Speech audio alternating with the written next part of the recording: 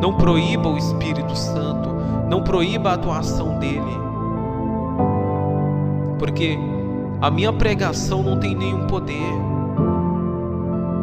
Irmão, a minha missão é pregar, mas quem vai fazer a atuação é o Espírito de Deus.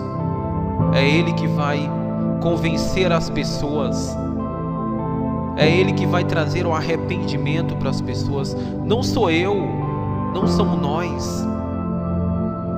Nós não temos o poder de mudar ninguém, mas pelo poder do Espírito Santo, na nossa pregação, na nossa reflexão, na nossa ministração, o Espírito convence as pessoas e traz à tona, né, a realidade, tira a cegueira dos olhos e faz você enxergar, né,